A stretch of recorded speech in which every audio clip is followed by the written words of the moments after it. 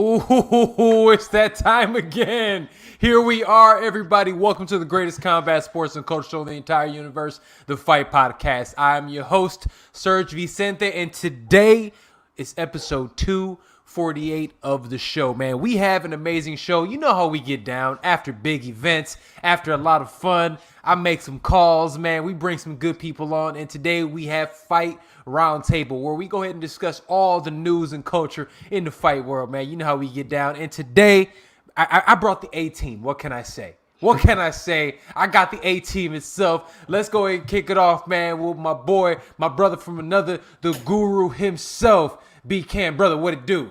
Oh, yes, sir. It is strap season this weekend. I am excited. Thank you for having me back, Serge. Thank you, sir. Thank you for coming on the show, man. Always a pleasure. And come on, man. I'd be remiss if I don't bring this man up. This dude, man, first of all, MMA Island, what it do? This is how we get down. You know what I'm saying? We got my man, one of the best in the business. We're talking about. I'm not even gonna tell you this nigga's real name is. I'm just gonna give you a one name only. We're gonna rock with my boy Mystic Black. Mystic Black, what it do? What's poppin', fight fans? What up, Serge? Thank you for having me. I appreciate you. Shout out to, of course, MMA Island and everybody here. I appreciate it. Bcamm was good. Well, look, check it out, man. For everybody who does not know, I have to give congratulations and salute to my brother Darnell, Mystic Black, for going out there. MMA Island, you're working with them now. Fantastic organization, brother. Congratulations. I appreciate that so much, and shout out to them for having me, taking me on the team, and hopefully it's only up from here and for everybody. Oh, 1,000%, man. You know how we get down. B, man, how you holding it down? What's good with you? Everything is everything, man. No complaints. You know, things going all right at work. I've had some trouble sleeping this week, though, so I need some sleep, bro. I'm tired. It's going around, man. It's going. I feel like it's one of those things. It's that time of year. The lights all fucked up. It's getting dark at like 4:30. You know what I'm saying? Like, it's rough out here, man. So I totally get it, brother. But you know what? Let's change some shit up, man. I want everybody to see y'all, gentlemen. Ooh. Hello. Hey. There it is. Real quick, man. I want to thank everyone who is joining us live, watching on Facebook, watching on YouTube, watching on Twitch. Thank you so much for joining the podcast today. I appreciate you guys. Let everybody know we're on live and we're about to talk about a whole lot of shit. But real quick, before we jump into it, gentlemen, Thanksgiving. How was your Thanksgiving? Thanksgiving was all right. It was different this year, but I actually had a great time. It was for the first time in a very, very long time. I didn't travel anywhere. So I have a cousin here. I got to go kick it with her and just chill. Like, I didn't do much, but I was still around family, so it still felt like Thanksgiving, but it was Thanksgiving. I feel you, brother Mystic. What it do? How was your Thanksgiving, man? Same. It was weird. Had two of them. I had two of them, but it still was small. One was on Tuesday, one was on Thursday, but like 4 or 5 of us each time. Ate very well. Thanksgiving, John? Yeah, Friendsgiving on Thursday, and the family was on Tuesday. So we did that. But usually Friendsgiving, we do like 12 of us, but it's only 4 or 5. But what can you do?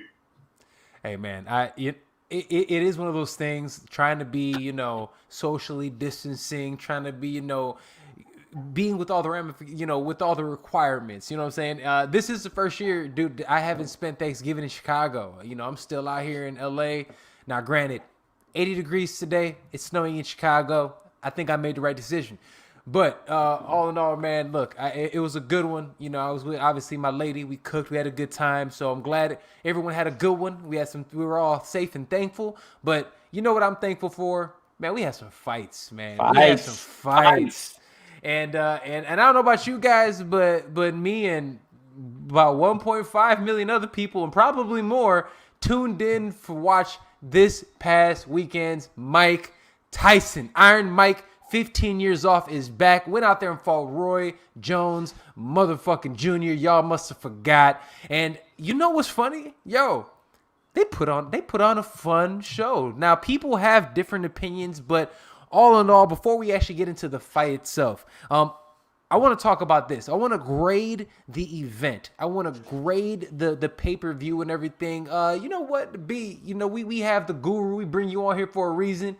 What do you believe? What was your grade for the production value and the show itself? Not talking about the fights, the show itself. And to me, that's what it was. I think you made a good point there when you said the show itself. I look at it as more of an event rather than just this fight. We're not talking about Deontay Wilder and Tyson Fury. We're talking about a fun event headlined by Mike Tyson and Roy Jones Jr. And I think they did a great job making it more of an event and less of a serious boxing match. And I think that's why the event succeeded. I think that's why it did well. I think commentators like Israel Adesanya and especially Snoop Dogg made the event very fun to watch for everybody involved, not just your average fight fans. So as a grade, I'm going to give this fight a B+. The event a B+. I love it. Darnell, man, I'm sorry, Mystic Black, my manners. I'm sorry. You know, it doesn't matter. What were your thoughts, man? I thought that it was really smart, especially marketing wise. You say, oh, this person is going to perform, this person is going to perform. Put that all together, people are going to want to watch. So definitely was smart in that sense. The stage that they did in the middle with the lights on top, that was pretty cool to see, you know, like the lighting that they did as well. So a combination of a lot of different things, putting a guy like Jake Paul, who has a lot of followers in the social media world, for more people to watch. So altogether, I could have did without like 2 performances, maybe. I'm going to give it a B-. You know what, man? Okay, so I feel you guys. It was like one performance is. I mean, a song or 2 is fine, but not a whole concert. Like some of the guys were performing way too long. I feel you. I was like here for some of the concerts as well. Yeah. I was like, okay, this is cool. Yeah. It was particularly leading up to the main event. I was like, y'all niggas are fucking dragging it. Like, y'all niggas are dragging it. Like, we had our fun, we had our games, but when Snoop Dogg, it felt like they was like, yo, Snoop, go wild, bro. Nobody knew Jake was real like that. We need you out. Yeah. Snoop was like, fuck it, like. Dropping like I'm like, come on now. He went from 1990 to his updated music to now. Just like, my lord, man, that's a lot of music, my guy. Yo, I knew he went on for a long time because I used the bathroom, I grabbed some food. I was like, by the time I come back, this shit's gonna be popping. I came back, still wasn't ready. I was like, okay. I did some other shit, came back. I'm like, yo, Snoop is still on stage. The shit was nuts. But I'll say this real quick. So grading wise, I'm gonna give it a B+.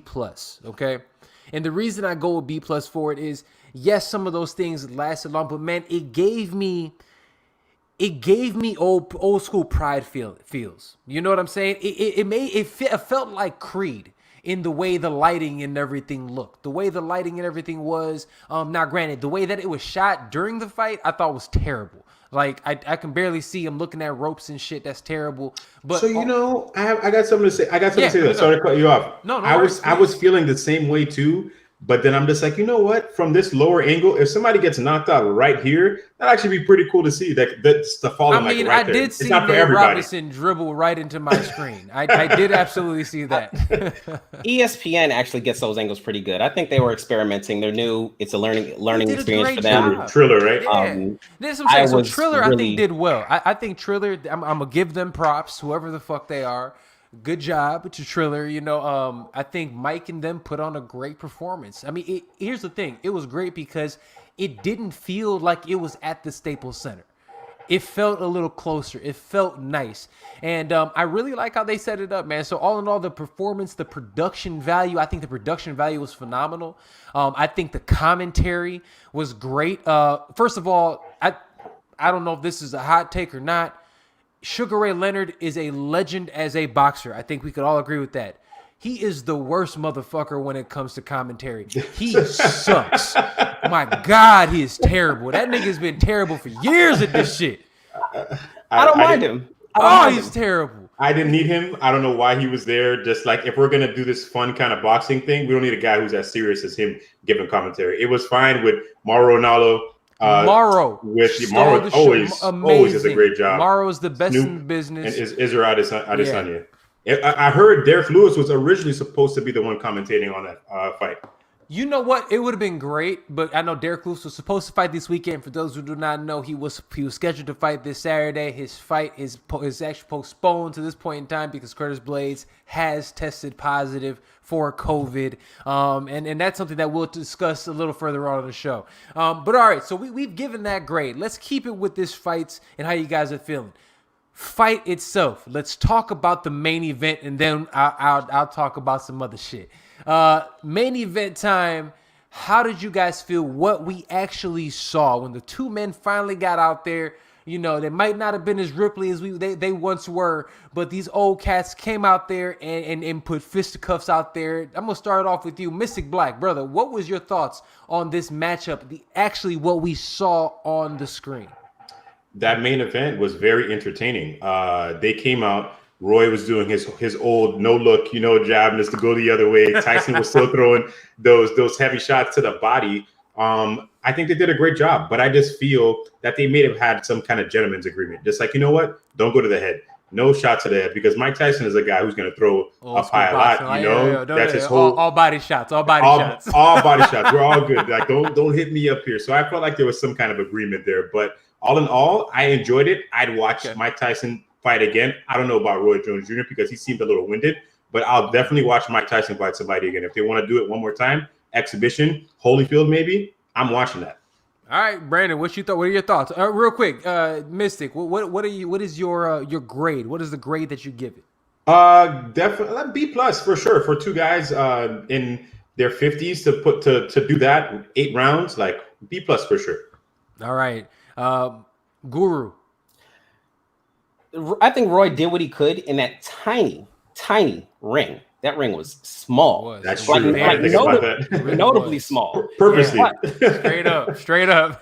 But ain't nowhere to run. But also, Roy, he did not look like he trained at all. Like, he was tired after round 1. I was like, nigga, you did not take this serious. I also was like, since when are his legs super skinny like that? I was like, body looked soft. He had some boobs going on there. So I mean, Mike looked like he took it far more seriously than Roy did. Let's just say that. And it's not like Mike put on some amazing performance before, but Roy clearly held him for the entire fight, like literally held him. Yeah. And so I mean, it was what it was. It was cool. It was slightly nostalgic. However, I'll give the main event a B-. It wasn't all that to me. Would I probably watch again? Sure. But I mean, it was what I expected. I wasn't expecting Mike to come out there and knock someone out like it's 93. Hey, well, okay. Okay, so I like that. I put it like this. Best way I can put this. Coughing and shit. It's not COVID. It's the gotcha. It's the good stuff. I didn't time it as well as I hoped. But check it out. This is what I do want to say. When it boils down to it, I'm actually going to give them an A. Hold fast. I'm explaining why. I'm explaining why. Yeah, I'm explaining why. Right. I'm giving them an A because of this. At the end of the day, they did better than I thought they were going to do, to be honest with you. I expected a total shit show. So for me, anything more than a shit show is a win. You know what I'm saying? It was a win. The fact that they didn't go out there and they did not embarrass themselves, and they didn't. It wasn't an embarrassment. They both had their moments. You're right. Roy looked like shit. He did. He looked like he didn't take it seriously in terms of his strength and conditioning aspect of it. But it seemed like, if Mike looked like the guy who didn't fight 2 years ago. Let's put it like this. It looked like the roles were reversed. It looks like Roy didn't fight for 15 years and Mike didn't fight for 3. That's kind of how it looked out there. So salute to Mike. Mike came in shape. Mike came in ready. And he did throw some heavy body shots. Those were some heavy body shots to Roy. Roy did his thing, and he did have some moments where that vintage Roy, where he hit the crossover step with the pop and the jab and whatnot. It was fun, and that's what I think they entertained. I think it was fun. So I'm giving it an A just because of that. They didn't blow my hair back, but they didn't embarrass themselves, and it was better than I anticipated. That is why I'm giving them the grade of an A. That's it. Now it's crazy. Roy Jones has always been a showman, and even in his old age with the saggy ass titties, he manages to still be a showman. And I think him being a showman was important to the event. It was important to see the no look jab, the step over, the little double left hook. It was important to see those things. And as we start to think forward, like, if it makes dollars, it makes sense. The event sold, it made money. They're likely going to do it again. But doing that without Roy Jones, like, who's going to be able to hold up that end? So let me ask you guys this real quick, because that's a great thing. Like, are we here for the old guy fights? Are you guys here for it? Because I will say this. I know for a fact, and Mystic and I might feel a little differently because coming from more MMA, we're kind of used to with this little bit of a shit show. We know that they'll go out there and throw them out there. Like when they rolled fucking Hoist Gracie old ass out there to fight against fucking Matt Hughes. You come on, son. It was like two different eras of the game, and it was wrong. I mean, shit, we wheeled out Tito and Chuck for Christ's sake. So at the end of the day, I'm accustomed to seeing these things, and there is absolutely a market for it. And I've seen it, and that's the same. There's a market for the YouTube fights. There's a market for this, but I like what Mike Tyson did in terms of, I like it that it's all on one card. Don't give me real fights in this shit. You can keep the sideshows, and I think there's a time and a place for this. So yeah, I guess I'm here for this shit. What was that? There was a couple real fights.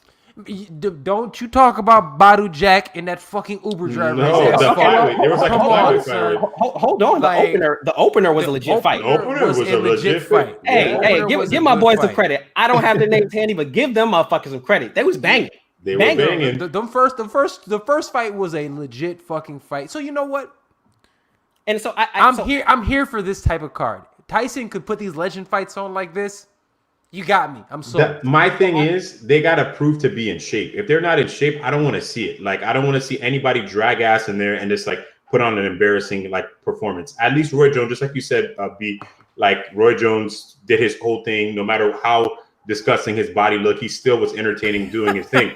I don't want to see any. I don't think Evander Holyfield is in that much shape. If I haven't seen him. I mean, his body's in shape, but he's a guy that like. I don't know. When he speaks, you can tell that something might not be right up here. He looks like he's been hit in the face a few times. Too many times. Yeah. I don't want to see that. If the guys are in shape, like for instance in MMA, like if Vitor Belfort wants to come and fight in this thing, somebody like that, those guys, I'm in. But if you're not in shape, I don't want to see it. I can agree with that. Sergio, I want to respond to what you said before. I strongly disagree with your stance that real fighters should not be on things like this. I think if you're going to have guys... I changed my tune a little bit when we talked about the early fight. I changed my tune on that one. Oh, I thought you were just saying that the side show. Okay, no, I can see to that. Yeah, no. So my thought process on this is that the event sold, and I think we're getting to that anyway. Let's talk about it right now. You know, anywhere towards the 1.2 to 1.5 million range. We don't have official numbers yet. It's super early. We'll probably have to wait a couple weeks. But that is a fucking huge number. Sir, you and I discussed it maybe in the 300 to 500 range. Obviously, we're super wrong. I said 500 tops. You said, like you said, between 2 and 3. That would 1.5 fucking million at least. Man, you know what? Man, and I have to say something. Mike Tyson his name carries weight because let's keep it a bean. This fucking the promotion was terrible. They didn't promote this shit at all. Yeah, bad promotion. I agree with that. Yeah, they could have did better. They didn't promote it well. Just off of that name alone, look what that carries. That's a huge number. And it didn't dawn on me. Obviously, we did the show a little bit early in the week. But as we got to the day, you know, I'm everybody's boxing friend. So everybody's texting me talking about where are you watching the fights tonight? I'm like, really? Like, and all these like women and people are like people that you would never expected. Like, oh yeah, I'm going to this fight party. I'm ordering. And I'm like, this is crazy. But the name drew so much. And for me, I mean, it's cool that Tyson was able to do that. However, it's also, and it's the first time that I felt people texting me and people reaching out to me since Floyd has fought. Like, it's the first time we've had that experience since Floyd against McGregor. Real. So it was sort of a reminder that, like, the pay-per-view market isn't dead. It falls on the fighters of today. All of these tune-up fights, like you fight a big fight, then you fight a tune-up fight. You off for a little bit, got to fight a tune-up fight. Good point, so man. Promotional boundaries, we can't make the fights. But, you know, Tyson, he may have taken his losses, but he fought a lot of the guys that he needed to fight. Roy Jones, he fought the guys. He dominated the sport for a 10-year period. He fought the guys that he needed to fight, even though he took losses and fought way past his prime. But the pay-per-view market is still there. It can be there. And what I want to get back to is, with so many eyes on the event, I do think going forward, if you're going to have these little sideshow events, but if they're going to sell, then put real boxers on there, at least, you know, somewhere on the undercard. There's a place for some of these mid-level boxers. I think that's a huge opportunity for them to make a name for themselves. It hurts almost. It's like, damn, like it did so good. Like Errol Spencer's not doing 1 million buys next week, and that's a good fight. No, and that's a far better fight. That's a far better fight than anything that we saw, man. But let's talk about some of these fights. All right, and really quick, man, thank you to everybody who is watching us live right now on Facebook, on YouTube, on Twitch, man. Thank you guys so much. Let people know about the greatest combat sports and culture in the entire universe, the Fight Podcast. We have some amazing guests on our Fight Roundtable today, and like I said, let's go back, man. Let's go back and talk about on this fight card, because the co-main event. A lot of people said it might have stole the show. We're going to talk about Nate the Great Robinson versus the Calabasas killer himself, Jake Paul. Gentlemen, this was a fight that I think I know Brandon and I have talked about it before. We weren't enthused, right? I think you guys know I'm not the biggest Paul brothers fan. I think it is what it is. But one thing I'll say, I think we've all talked about, I've seen them throw punches. And look, man, Jake Paul has some skills. And if you go out there and you don't take it as seriously, and I'm going to tell you guys right now, this is what happened in this fight. Nate Robinson said, I played college football. I played in the NBA. I'm a black guy. I'm an athlete. This white boy lives in Calabasas and is a YouTube star. There's nothing he can do to me that can make me he there's no way he can kick my ass like he kicked. Did you see the fat boy he whooped last time? That's what he said. That little fat YouTube. Do I look like that? No, I don't. And he went out there, didn't train with a real trainer. Remember, Jake Paul trains with a legitimate badass fucking trainer. He spars legitimate badass dudes. And Nate Robinson went out there and trained with some niggas on the block and ended up, I mean, look, Mystic, I'll let you take it from here, brother. What are your thoughts on this, man? You can continue. Anybody watching this, and you guys probably think I'm laughing at Nate getting knocked out. That is not what I'm laughing at all. I am laughing because people did not take Jake Paul serious. I was sitting there with a couple buddies, and they're just like, there's no way this guy, look at his face. He can't box. There's no way. I'm just like, listen, guys, this guy trains with real people. He's going to come in there and he's going to like probably establish a jab and catch Nate somewhere with just something nasty. And it's not going to be pretty. Like, just prepare for that. Like, have your camera phones ready because something bad is going to happen. Soon as that fight started, and I just see Nate Robinson just plowing forward. Nate Diaz would have done so much better. So much better. Nate Robinson's feet weren't set. They were wide. It was just so weird. It's just like he was fighting in the backyard or something and just throwing the most wildest punches. As soon as I saw Jake Paul start throwing a jab, I'm just like, oh my God, this is going to be so bad. This is not going to end well. And then I felt that Nate Robinson was because you like talking about real fighters. I understand. Nate Robinson was done in that first knockdown. That ref gave him a 15. Yo, time out. Did anybody else notice the 30 seconds that he got? That was the longest 10 count I've ever seen in my life. I'm just like, he's knocked out. What are we doing here? And when the ref let him get up and his eye kind of twitched and he was just like, oh, where am I kind of feeling? I was like, you need to stop this fight. How come we're not protecting these guys? That's what I was more worried about. Nate Robinson getting protected. He should have got called out in the first round. I mean, should have. It was a legitimate shot behind the head, and that is an illegal shot. But the ref didn't call it an illegal shot. And if the ref doesn't call it an illegal shot, he was down for what seemed like an eternity. Then he goes down again in the second round for what seems like an eternity, and then he gets his ass slept. Now, no one really expected that. But if you look at Jake Paul's training videos, he actually throws quite a few. The training video he recently released, where he's dogging all those sparring partners, he throws quite a bit counter right hands. That same right hand that put Nate Robinson in a bad place, he lands quite a bit of those. So it's something that he worked on and something that turned into success in the ring.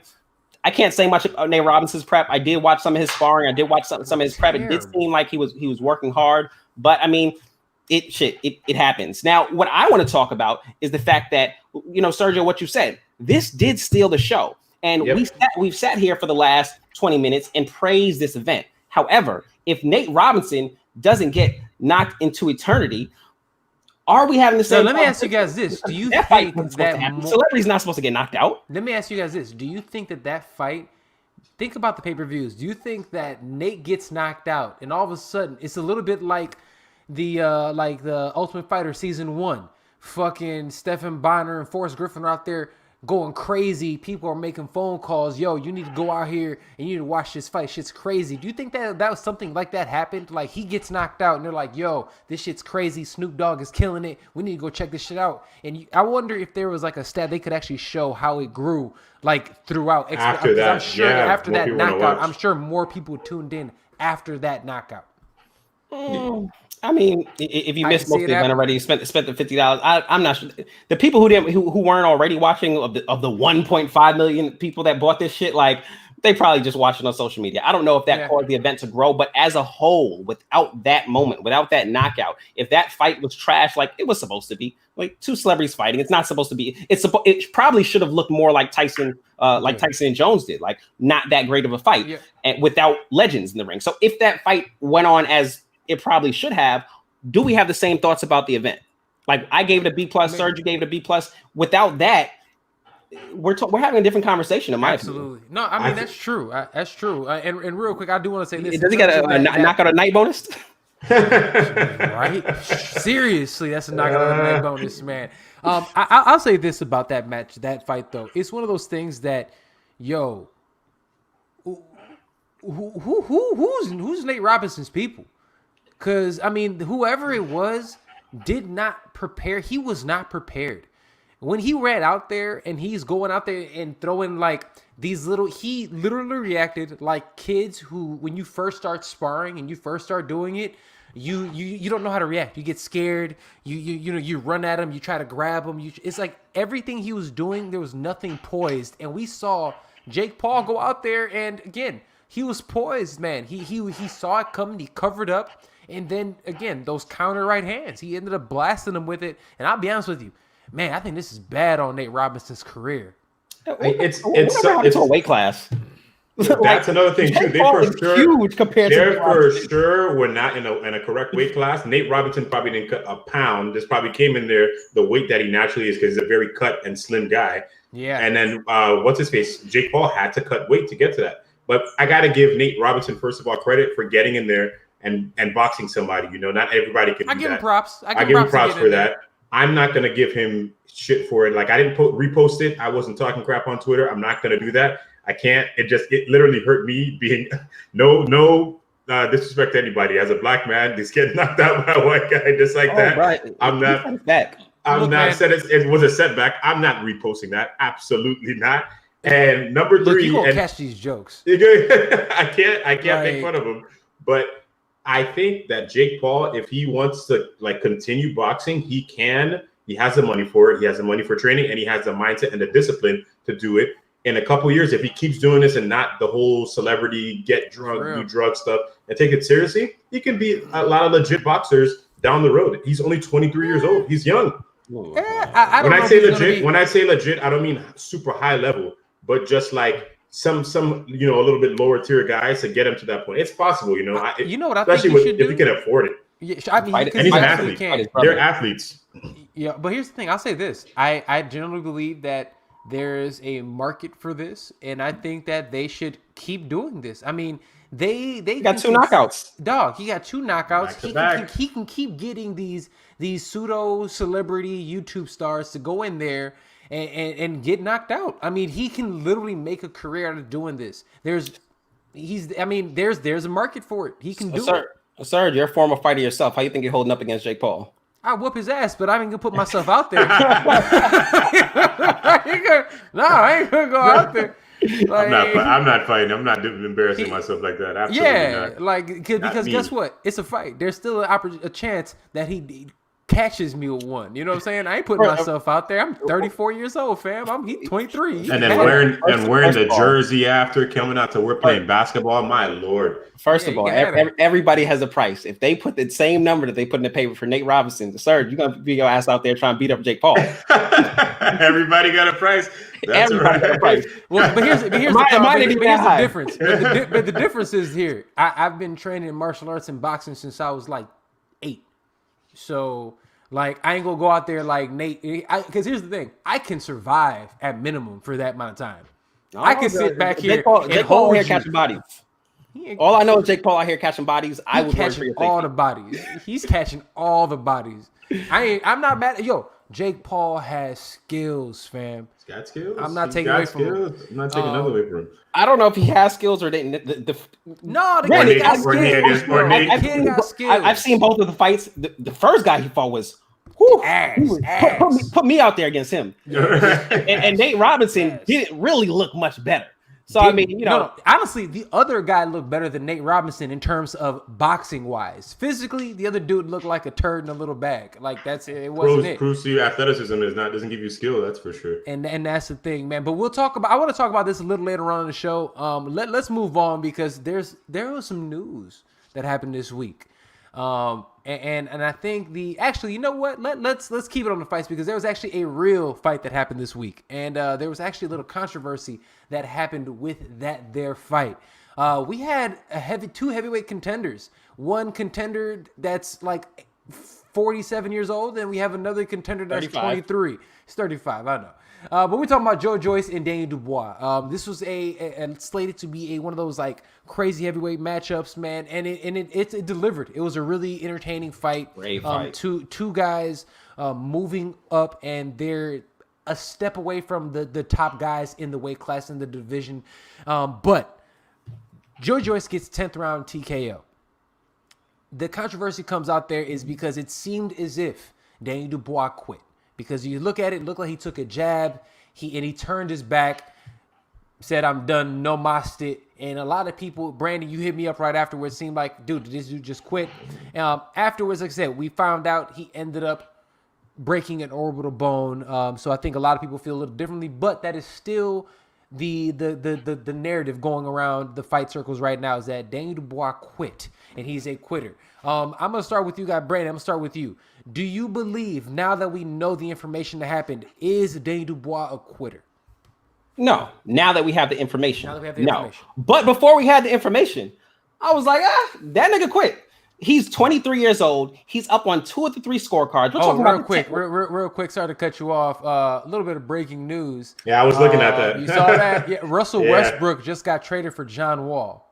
The same person just got traded for pretty much the same person. It literally did nothing there. I mean, one person can stay on the court. Yeah, at least one person stay on the court. That's true. Bradley Beal and Russell Westbrook are going to wreak havoc in the Eastern Conference. They're going to wreak havoc against each other because they're going to fight each other on the court as teammates. My God. All right. That was a little breaking news. Brandon, I'm sorry to cut you off, brother. Continue. I appreciate that. I appreciate that. I fucked up my train of thought, but I do appreciate it. I appreciate the breaking news. You know what I'm saying? That matters more than what I was saying. Break news live on air sometimes. You know what I'm saying? So here's the thing. The fight happens. Daniel Dubois, upcoming prospect, 23 years old, projected to win the fight by most. I picked him to win the fight by knockout. You know, he did some good things. I did as well. Some good things during the fight, and that's what made the fight exciting. He made some adjustments throughout. It was a back and forth fight, but he's up on 2 or 3 scorecards. If he wins this fight, his career really goes to the next level. And I'm like, man, I've seen fighters finish fights with a closed eye before. Like, if he could just survive for 3 rounds, maybe he can bank one of them. He can get out of there with a draw at the very minimum with the way the scorecards had looked. So when it happened, I was like, damn, he quit. Will he ever be able to recover from that, or will that always sit in the back of his head? He just got beat with a jab all night as a heavyweight. But as we found out, a broken orbital bone, we know how detrimental that injury can be. You can't see. Now we're finding out that it could be, probably not, but it could be a career-threatening injury. So it was a very serious injury. If he didn't get out of there when he did, we're talking about lifelong damage, which we don't want to see for any of the fighters in the sport. And that just speaks to the dangers every single time you step in between those ropes, as Nate Robinson found out. But yeah, I mean, I don't think he quit once finding everything out, but it wasn't until I found everything out that I could say, nah, he didn't quit. Mystic, what you think? Is that quit or not? No, that's not quit. That's actually smart, because there's some fighters, and I compare this, and I'll go to MMA route here. When Josh Koscheck fought George St. Pierre, and George St. Pierre was jabbing him for 5 rounds. Koscheck could not see out of that eye. The eye was in massive amounts of pain. Broke that man's face with a jab. With a jab, and he was never the same after that fight, because he didn't stop it or like quit or whatever you want to say. But if he would have got out of there earlier, as that eye was completely shut and in pain, maybe his career would have been a little bit different. So I don't think Dubois made a bad decision. He's a younger. How old is Dubois? 23. 23, young guy. He's fine. He'll be back. He has plenty of time to come back. He was undefeated before. It's one loss. He'll be okay. Will he be okay? I don't know. I think I hope so. I think he will be. Plenty of people come back from that. It's not like, used to. I mean, look, even Kell Brook, yes, he just took the last loss, but he has 2 of them shits. You know what I'm saying? I mean, there's so many guys in MMA. Many guys in MMA have broken orbital bones as well. You know what I'm saying? That's something that happens. It's not that. It's the fact that fucking Joe Joyce was walking through his best shots, and he's a knockout artist. Though? And Daniel Dubois is landing some nasty counter rights, and that's his game right there. Joe Joyce was undeterred. So what do you think about Joe Joyce though? Does that give you a little bit more praise of Joe Joyce? You're like, yo, this dude might be real. So the fight that I need to see is, and I saw someone mention this on Twitter, and I was so here for it, is Joe Joyce and Luis Ortiz. I think that is a great fight for those fighters at their point. King Kong. Yeah, I like that. So I don't think Joe Joyce. I don't think Joe Joyce is real. I think he has boxing IQ, probably a little bit more boxing IQ than most of the top heavyweights. He was a highly touted Olympian, but 35 years old. He's not that quick. Yeah, he can use that jab, but shit, nigga, that ain't gonna matter much against Deontay Wilder. So I mean, you're not gonna beat Tyson Fury. Usyk has beat you in the amateurs. We would probably pick Usyk to get a win against you. So like, we don't see him winning against any of the top guys, but he scored an upset the other night. I'm hoping to be proven wrong again. Facts. I'm here for that shit, man. Love that matchup with Luis Ortiz. Oh, that'd be a great matchup. Look at you, matchmaker. We see you, Sean Shelby. Do your thing. Oh yeah, all day. All right. But look, let's keep it with boxing real quick. We are going, for the rest of the combat sports fans, we are going to talk about MMA. We do have some MMA to talk about today. But boxing's been killing it this week. Boxing owned Thanksgiving, man. Boxing gonna own December. They are going to own December. Yeah. They are going to own December. But let's go ahead and move on to this one, man. This was a big deal, and this is actually boxing and MMA. Yo, Claressa Shields, and it is Claressa because I heard her when she was getting interviewed by fucking Brett out of Komodo. She made a great point to correct his ass at the end, and I think scared the shit out of him. But Claressa Shields signs with the PFL and now will also fight MMA. Gentlemen, what are your initial thoughts on the move? Mystic, I'm starting with you, brother. Very cool by her to do that, to give herself a different kind of a challenge. I love when people do that. Like when Holly Holm went to kickboxing, then she went to MMA. It's very good to challenge yourself. If you're being so dominant in a sport, why not try something else? That gets boring after a couple of times, Not to say Claressa Shields had the most entertaining fights in boxing, She's an Olympian. She's won a gold medal, right? Two-time gold medalist. She definitely has that determination to want to do something, and she feels like that with MMA. When she started training with Cyborg, you can kind of see she was getting that kind of, it's like, you know what, I'm down to do this. And then she went to Greg Jackson's down in Albuquerque to see if she can keep up with these people, and she felt like she could. So I think it's a pretty cool move. PFL is a smart way to go because she can get her random fights here and there, but she won't realistically fight in a tournament. Their tournaments probably until 2022. That's why I feel some people are forgetting. This is not going to be an automatic boom. She's up there fighting, what's her name? Kayla Harrison off the bat. That's not going to happen. I think Kayla Harrison will probably be either in Bellator or the UFC by the time Claressa Shields is even entering a tournament. So she might take over in that part. And why not win $1 million at the end of the tournament? That's not bad at all. I don't think was Claressa making millions of dollars in boxing? No. Exactly. So why not? The reason she said she came over was almost specifically because of she has, and albeit I say a little bit of a warped view of MMA, because she thinks it's like rainbows and sunshine on this side, which for some things it is, but it's I don't think she understands how fucked up it is on this side, but she still has higher earning potential fighting MMA at this point in time than she does in female boxing.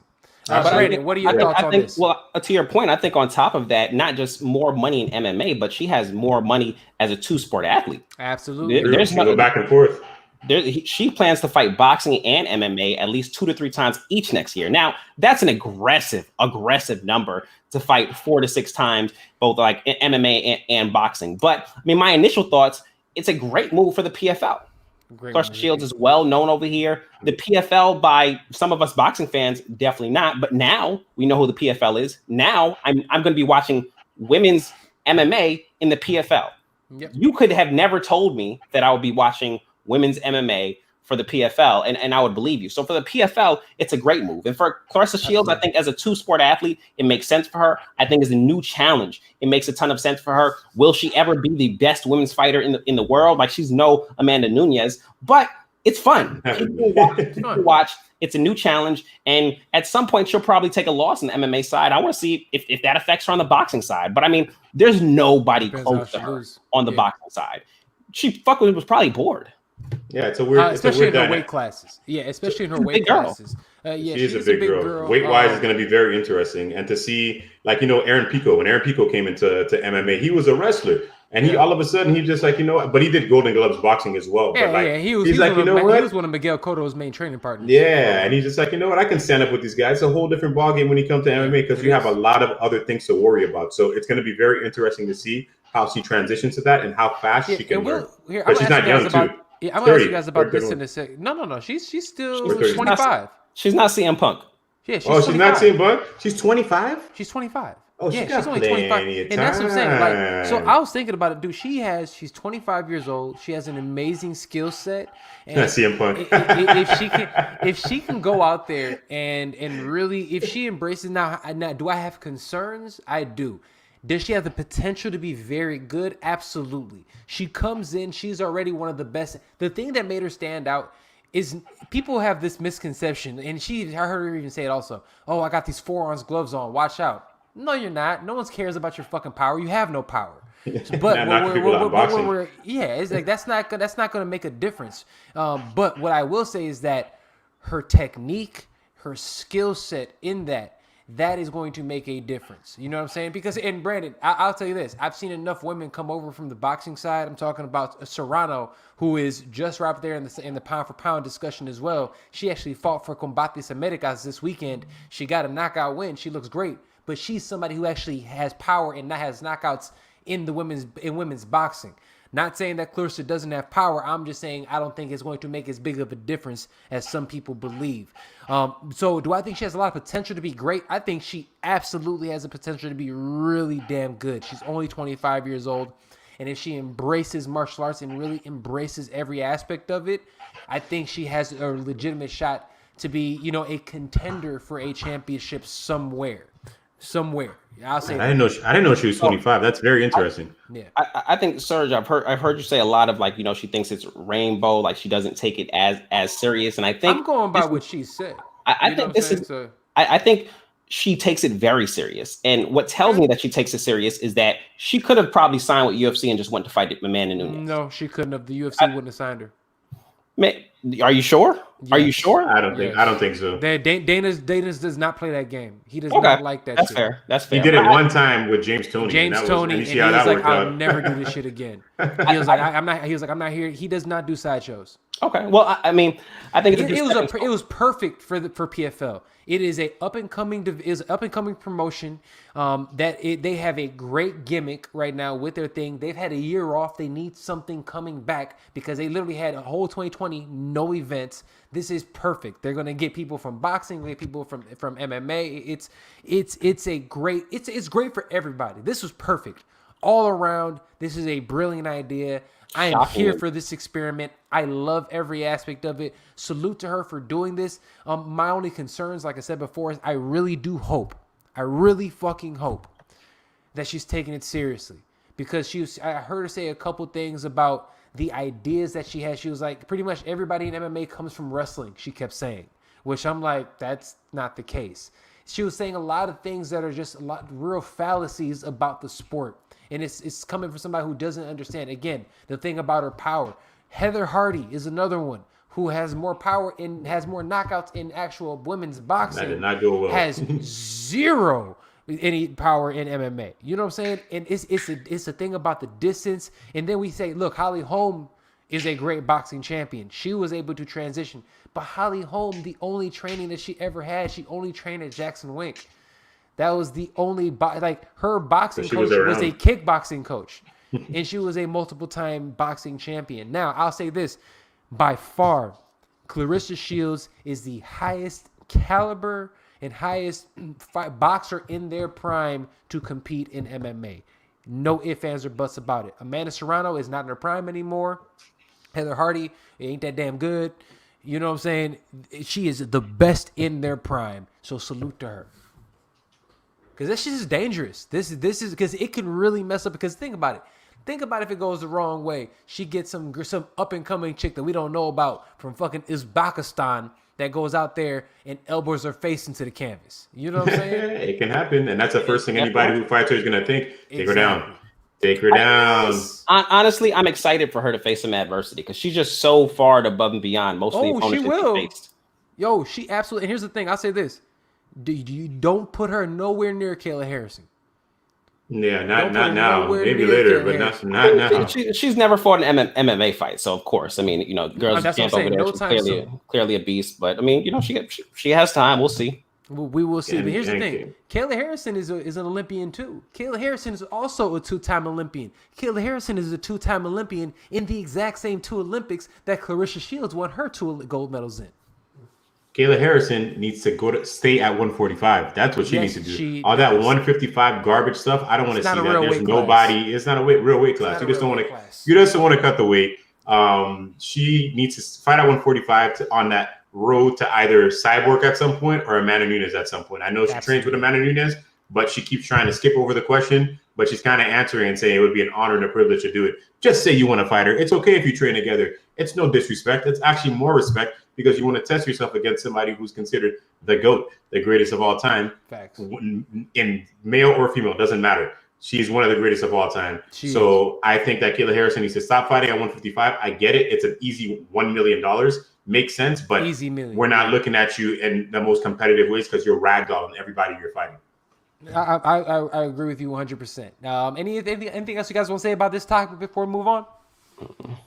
No, let's go, Clarissa. We're rooting for you, Clarissa. Yeah, I ain't gonna fuck up. She ain't gonna get me like she got Brett. All right. Real quick, thank you to everybody who is joining the show, watching us live on Facebook, YouTube, and Twitch. Man, I appreciate you guys. Remember, listen to the Fight Podcast everywhere podcasting is available: Apple, Google Play, Spotify, SoundCloud, Stitcher. Check out thefightpodcast.com. Listen, like, subscribe, share. I appreciate you guys, man. All right. Let's keep the party going, gentlemen. Let me ask you guys this before we get into the big fight, because I want to talk about this fight of the weekend. We're going to close out talking about the big Errol Spence Danny Garcia fight that's going to be live Saturday on Fox Pay-Per-View. We'll be talking about that. But let's talk about this real quick. The UFC, Leon Edwards and Kazma Samaev both don't train nowhere near each other. Both of them boys got COVID. All right. Oh, I didn't know it was both of them. No, only one. Only one. Kazma doesn't have it. So he didn't have it at all. No. Okay. So I know it was rumored that he had it at some point in time, but Leon Edwards absolutely did end up having it.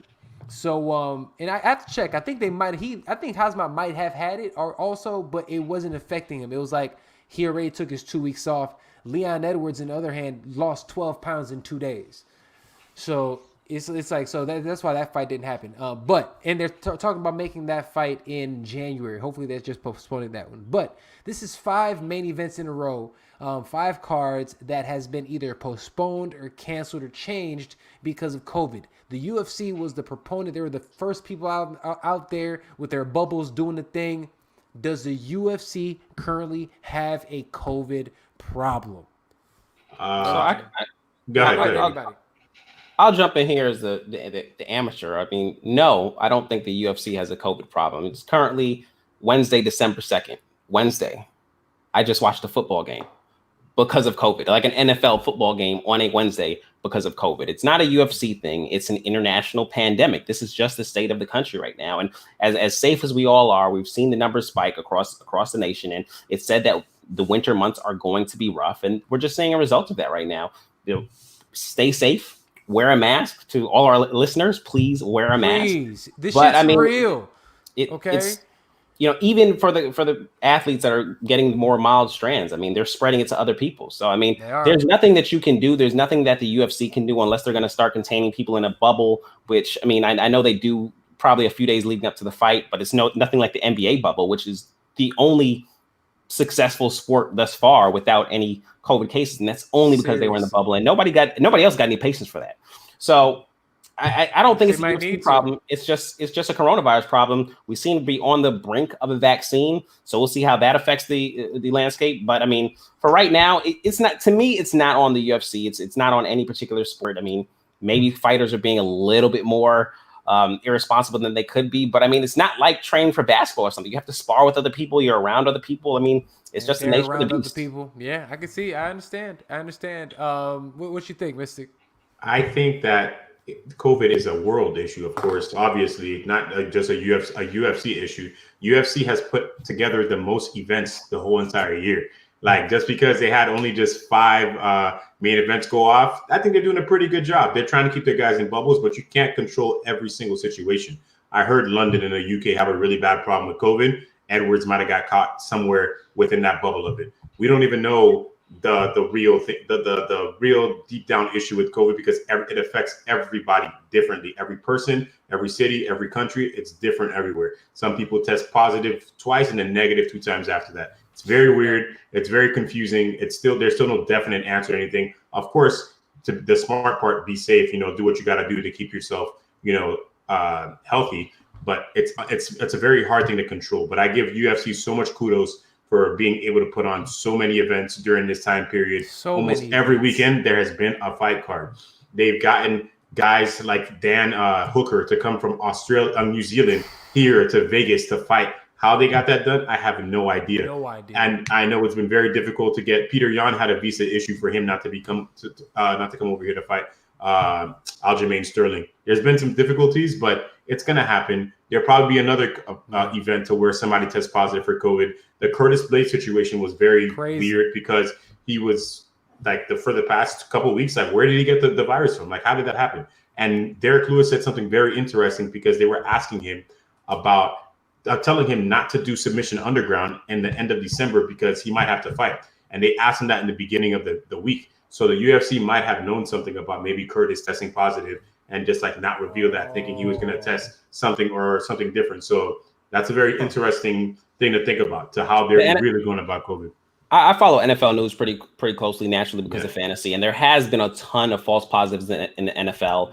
They do have protocols in place. Players will test positive. They get a few negative tests. They'll be back on the field in the same week. Even the players that do legitimately have it, they seem to be back on the field pretty quickly. They miss maybe one game, but I mean, to your point, it's not an MMA thing. It's just the state of the world right now. We just got to push through. I mean, it sucks every time we get a juicy main event. Planning our Saturday. There's been so many great ones too, man. That was going to be a great fight. I really believe it was going to be a great fight, man. And here's, dude, the Hazmat and Leon Edwards fight. Come on, man. I was excited for that. I was super excited for that fight. Oh, bro. As a casual, how did you see that fight going? I don't know. Because I don't know. Now, what do I think was going to... I think Leon's going to walk him. That's what I think. Because I think Leon Edwards is the only person probably in that weight class better than Leon Edwards. His name is Kamaru Usman. Let's just keep it a bean. And that's the last guy that actually beat him. So when you think about it, I'm like... it's hard for me to judge Hazmat at this point in time when you... At the end of the day, fam, you legitimately haven't beat anybody in the top 25. Like, I don't know how to judge you at this point. I don't. I agree, but I just think Hazmat is not a guy you want to fight. They're just those dangerous guys that just have that killer instinct, heart. They always, all they do is just train. That's all they do is just train all the time. Not to say Leon Edwards is not good. Leon Edwards is very, very good. Very underrated, has beaten a lot of big names. But the Hazmat thing was, I think that was big on Leon for taking a challenge like that, because nobody else would do it. Yeah, and here's if he except Neil Magny. Neil Magny. Neil Magny is still asking begging for that fight. Begging for that fight. Because you know what? That means Neil knows something we don't. He might. He's beaten a lot of guys who were supposed to be the man, and all of a sudden they fight Neil Magny. What happened? Dog, and Neil Magny has the most wins in UFC welterweight history. Neil Magny has more wins than George fucking St. Pierre. How crazy is that? Good wins too. Not like he was beating people. He has really good wins. Dog, he beat Hector fucking Lombard. Bad.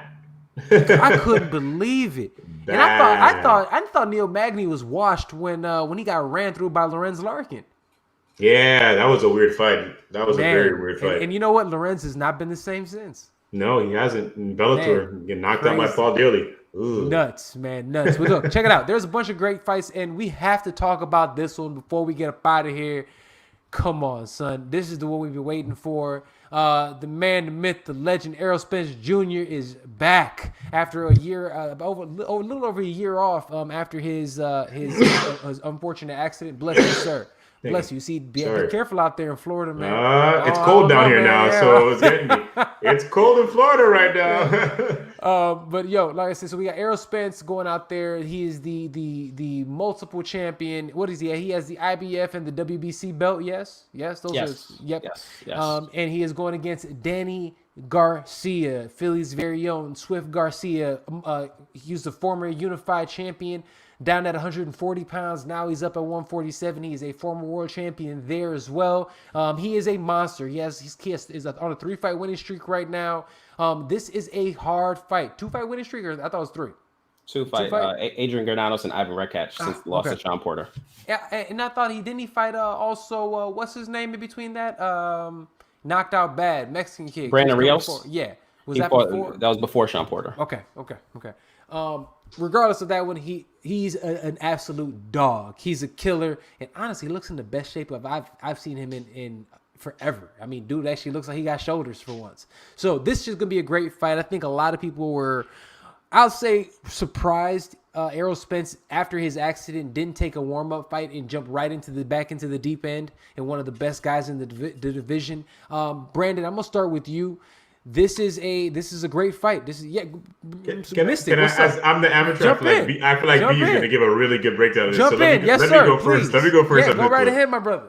I think this is going to be very important to see where Errol Spence Jr. is after a car accident like he went through. That was a very bad car accident. That was no joke of just like something small, like the scratches on the face. I think he took pretty good damage, especially maybe they didn't release too much information on that car accident, right? Like physical damage or maybe mental damage. Like he could have been concussed. There's a lot of things that could have happened, especially in a smaller car like it was. So that we're definitely going to see where he is in his career. I mean, and after that, without taking a big fight, just like you just said, Errol Spence Jr. has beaten pretty much the guys that beat Danny Garcia, right? Like Thurman and he didn't beat Porter. Thurman. Thurman didn't. I mean, not Thurman. Porter. He beat Porter. He beat Sean Porter. Yes. He beat Sean Porter. So I feel like hopefully after this fight, whoever wins. I mean, especially if Errol Spence Jr. wins, please give me Terrence Crawford fight. Please, I don't know what I got to do to see the Terrence Crawford fight. I know it's probably not going to happen within the next year because of promotional purposes. That's what boxing kills me sometimes with that. But is that fight going to happen? Bcamm, you tell me. Is that something that's possible? Is it going to happen within the next year? Hell if I know. I think Spence and Crawford are two guys in their prime that really do fight with a chip on their shoulders. And so if Spence is victorious on Saturday, not saying it'll be his next fight, but I think the fight happens eventually. I do believe it'll happen too late, though. I believe that both fighters at that point would no longer be in their prime. You think it's going to be one of those... Terrence Crawford is going to be, he's like 33. He'll be 34 by the time he gets out of his top, or close to 34 by the time he gets out of his top ranked contract next October.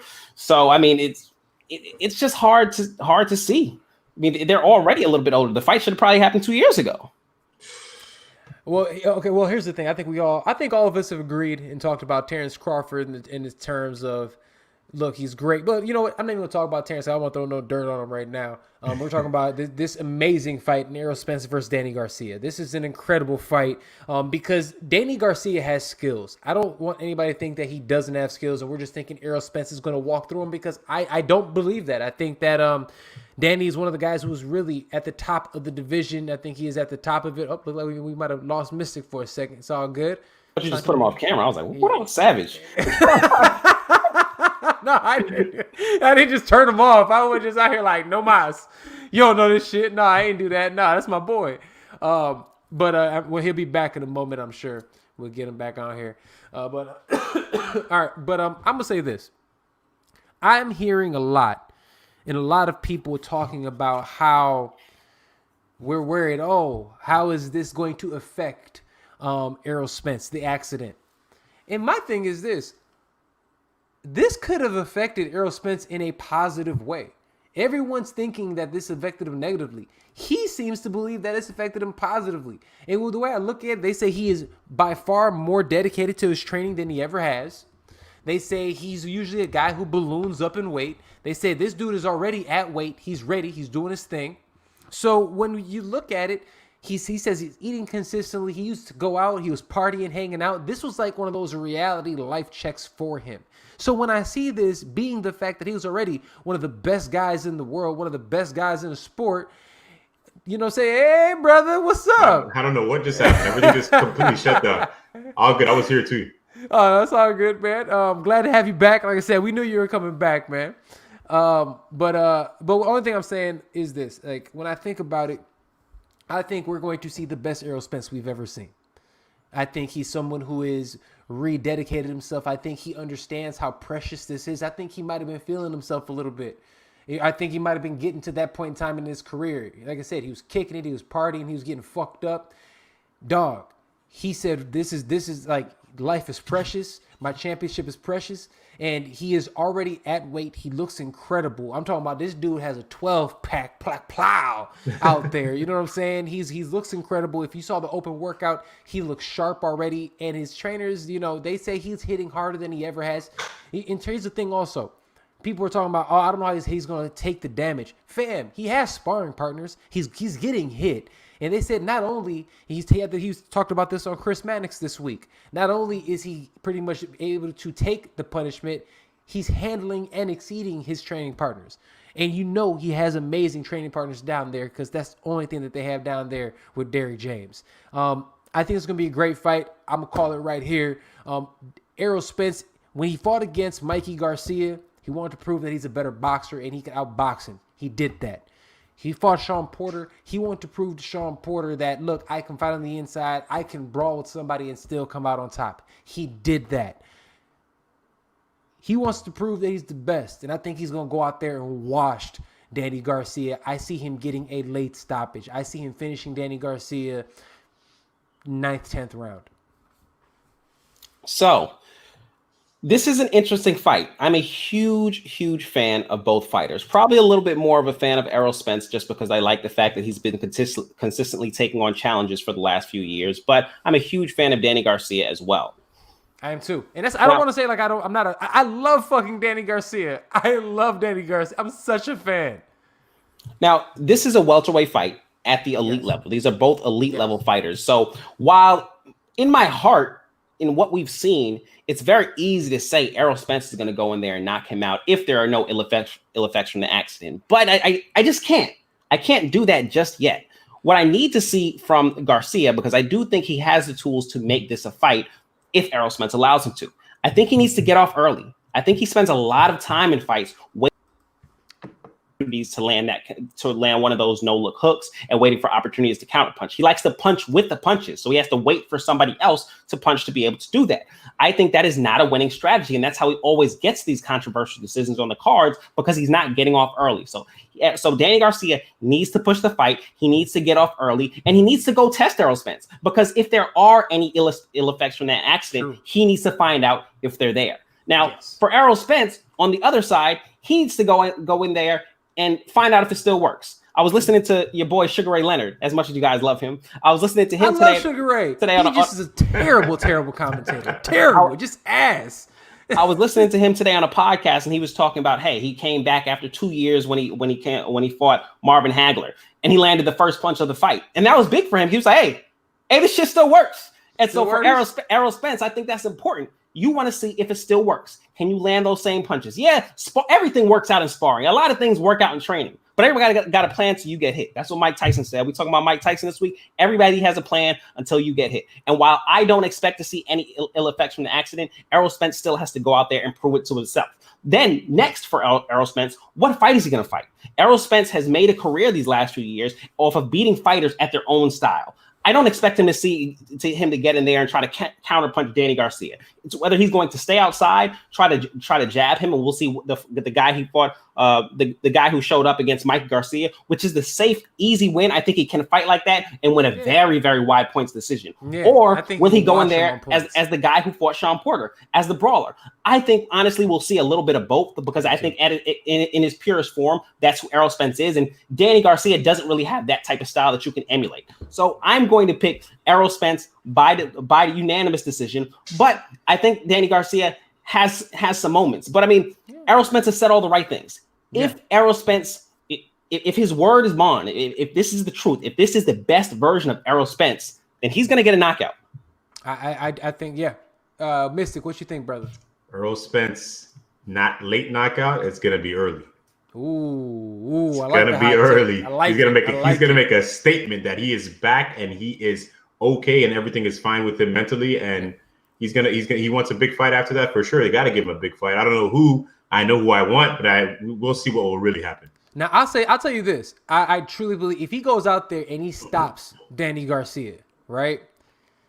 Yo, Terrence Crawford, you have even less claim to the best 147 guy right now. You can't give it to him because the other guy has lopped off everybody else. You know what I'm saying? It's hard to give it to Terrence Crawford at this point in time. If this is an exceeding like a great win, you know what I'm saying? What I want the listeners to look out for: watch Errol Spence counter to the body, because that can easily cause Danny Garcia, who's a big counter puncher, to put his hands in his pocket, and then it can become a very dominant performance for Errol Spence from there. Watch, because they're both good counter punchers, but Errol Spence he goes to the body consistently. He loves the body. He will be going to the body. Charlo? No. Jermell Charlo, who is a training partner and a good friend of Errol Spence, said that stablemate. Yeah, he's a stablemate. That's his boy though. He goes out there and he said he believes it's going to be a 6th round knockout. He said Errol's going to go to the body and go to the head. He said it's going to be a hook to the body and it's going to be a hook to the head. And he's going to put him out. That's how his stablemate says. Then that's Jermell Charlo. Said he's going to go ahead and knock him out that way. So I think that, like what you're saying, Brandon, is right on point. I think he is going to go ahead. I think he is a body snatcher. He's an old school type of fighter. And I think he's going to go out there and try to snatch that body up. I think it's going to be that hook to the body, hook to the head. But here's why you fight the fights. Sergio, what's dangerous about going to the body? Why do fighters not go to the body? Because that no-look hook, baby. Danny throw that no-look hook. He throwing that joint. And but here's the thing. Just like Tim Bradley said, also Tim Bradley of ESPN, he said, "Do you really believe Errol Spence is gonna get caught with that?" He's like, "I think not. Errol Spence is one of the best for a reason. You're not going to catch the best of the best with that check leg." Here's the thing: a bigger reason why I personally don't believe he'll catch him with that is that his feet aren't fast enough. I think Errol Spence has far better footwork. I think he has better feet. I think that's Danny Garcia's biggest drawback on him. That's the reason why he lost to Sean Porter. That's the reason why he lost to Keith Thurman, is because of his footwork. And he's a little slow. He's going to be a little slow. If he's a little slow against Errol Spence, he's going to get knocked out. I think hand down, man down. I think he does land that no-look hook, or he does land his counter hooks, but I think Errol Spence is going to be able to walk through that. And that's the difference in the level of competition. You know, guys like Thurman, Porter, they stuck around. But guys like Amir Khan didn't make it through. Truly, man. Well, look, I appreciate you guys. We're going to get us out of here on this one, man. Always a pleasure joining, for you guys joining me on the Fight Roundtable. A lot of shit to talk about today. There's a lot of it to talk about, man. But let's close out with something a little fun. And not to shit on Buddy, but this can be a learning lesson for all. Gentlemen, what lessons can be learned from Nate Robinson? What have we learned? What can be learned from Nate? Mystic, brother, let's start with you. Don't dive in. If somebody's throwing those kind of punches, don't dive in. Step back, take your time, be patient. That's it. I'm not trying to get technical on him or anything like that, but my God, man, that wasn't too hard of a technicality to not understand, which is very weird to me. But that's it. That's what I learned from that. I'm not going to say anything negative about Nate. Oh, yeah, I understand. Guru, what up? Very, very simply put, you heard it on the broadcast. You do not play boxing. I think that's the only thing I would say about it. Also, you don't play boxing. I think people need to respect combat sport athletes and what they do. It's not as easy as you think it is. So these guys, they dedicate as much time and energy. And a lot of these dudes and girls are just as athletic as the top athletes that you look at. It's not as easy as you think it is. So don't just think go in there and just scuff somebody up. So, I mean, because look what happens, man. You end up getting, knocked out by a culture vulture. I mean, it's never a good day. You know what I'm saying? It's never a good day. But all right, gentlemen, before we get you guys out of here, man, anything you guys want to finish on? Mystic, bro, what you got? Anything fit to close on? And if anything not, what can they find you? Hey, at Mystic Black MMA everywhere. Got a interview on Monday. Kevin Gaslam, Diego Fierro on Tuesday. Got some more people coming up. We're gonna keep killing it. I'll be here whenever you want, Serge. I appreciate you so much for having me on, man. Thank you so much. Thank you for coming on, man. I appreciate your time. And Bcamm, thanks for the boxing lesson, because I'm still trying to learn some stuff. I try to get with y'all MMA. I try to get with boxing. We play together. We balance each other out. What I will say to everybody is they put together a trash bucket of a fucking undercard for the Errol Spence fight this Saturday, like boxing does. However, you should watch out for Sebastian Fundora. He is that. I think he's a super welterweight, and he is 6'5.5", super welterweight, and he's been knocking guys out. He knocked out Nathaniel Gallimore in his last performance, so he's an exciting up and coming fighter to watch. That should be the fight right before Errol Spence goes on. So that's something I want to tell everybody to look out for. My name is Bcamm. You can find me on Instagram at Bcamm13 with 2 M's, and on Twitter talking shit at Bcamm Thinks. Thank you. Serge, my guy. Appreciate you, man. Appreciate you, gentlemen. Appreciate you guys both coming on. And real quick to everybody else, man, this has been Serge. I'm the host, Serge Vicente, of the greatest combat sports and coach show in the entire universe, the Fight Podcast. Thank you to both of my guests. These gentlemen are amazing. Check out what they're doing. I'm telling you, it is well worth it. Listen to the Fight Podcast everywhere podcasting is available. Apple, Google Play, Spotify, SoundCloud, Stitcher. Check out the Fight Podcast website, thefightpodcast.com. Check out our Spotify playlist. Hit me up also on IG at Serge Vicente. Love you guys. We'll see you next time right here on the Fight Podcast. Deuces. Peace. Thank you, gentlemen.